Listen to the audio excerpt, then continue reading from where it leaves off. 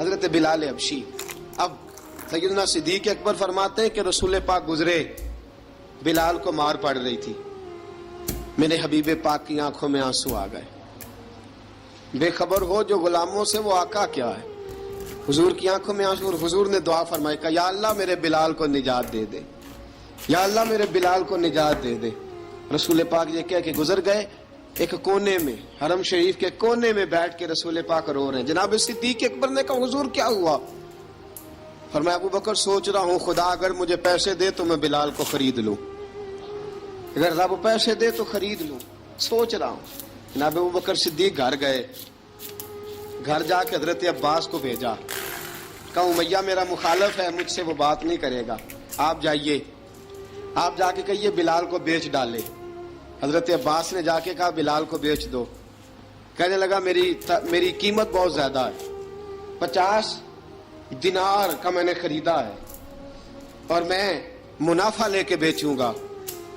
حضرت عباس نے آ کے جناب صدیق اکبر کو بتایا تو ابو بکر صدیق فرمانے لگے چل مجھے ساتھ ہی لے جا، دیکھ لیتے. پہنچے، جب ابو بکر صدیق کو آتے دیکھا نا تو چڑ گیا. کہنے لگا ابو بکر اگر تو بلال کو خریدنا چاہے تو وہ جو تیرے پاس رومی غلام ہے وہ مجھے دینا پڑے گا، 2 لونڈیاں اس کے ساتھ دینی پڑیں گی، اور یہ 50 دینار کا ہے، میں تجھ سے 2000 دینار لوں گا. 50 دینار کا ہے، 2000 دینار لوں گا. حضرت صدیق اکبر رضی اللہ تعالیٰ عنہ نے فرمایا مجھے منظور ہے، مجھے منظور ہے، منظور ہے مجھے. تو ابو بکر صدیق نے وہ تینوں غیر مسلم غلام لیے، 2000 دینار لیے. حضرت عباس نے بھی کلمہ نہیں پڑھا تھا. کہنے لگے ابو بکر تو کامیاب تاجر ہے، کیا کرنے لگے ہو؟ تو حضرت ابو بکر صدیق کہنے لگے آپ نے بھی کلمہ نہیں پڑھا، آپ کو اس سودے کا پتہ نہیں، آپ ابھی اس لذت آشنائی سے واقف نہیں، آپ نے بھی یہ ذائقہ چکھا نہیں، آپ ابھی اس راہ سے گزرے نہیں، آپ کو پتہ نہیں یہ بھی ایک ذائقہ ہے، یہ بھی ایک سودا ہے، یہ بھی ایک لذت ہے، یہ بھی ایک گہرائی ہے، یہ بھی ایک مزہ ہے، اس کا بھی آپ کو علم نہیں، آپ نے کلمہ نہیں نہ پڑھا. محبت کو سمجھنا ہے تو نہ سے خود محبت کر، کنارے سے کبھی اندازہ طوفان نہیں ہوتا. فرمایا ابھی تو راہ گزر میں ہے، کہہ دے مقام سے گزر.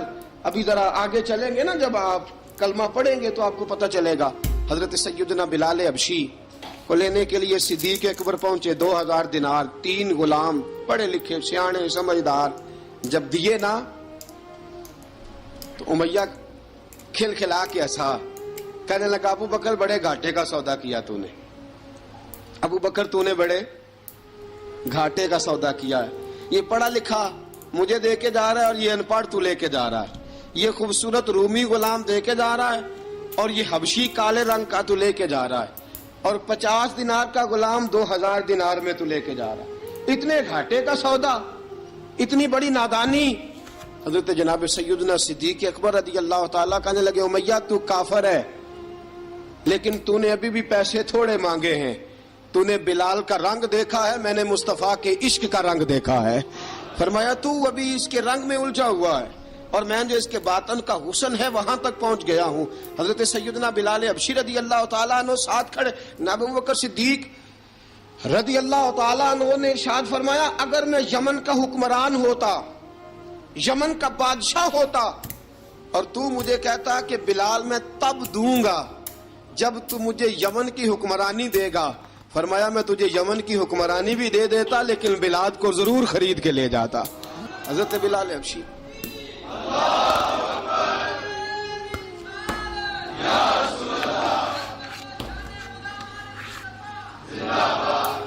جناب سیدنا بلال حبشی. حضرت سیدنا ابو بکر صدیق فرماتے ہیں جب میں بلال کو لینے گیا تو حال پتہ کیا تھا؟ ادھر دیکھیے گا.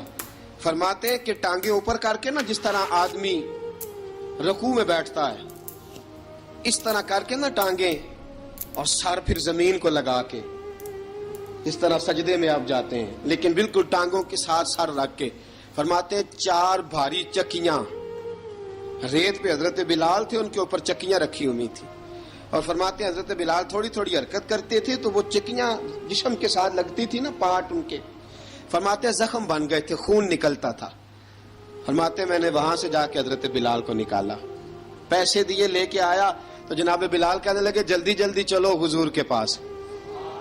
ذرا جلدی جلدی چلو، در مصطفیٰ پہ جلدی کرو. تو جناب سیدنا بلال حبشی رضی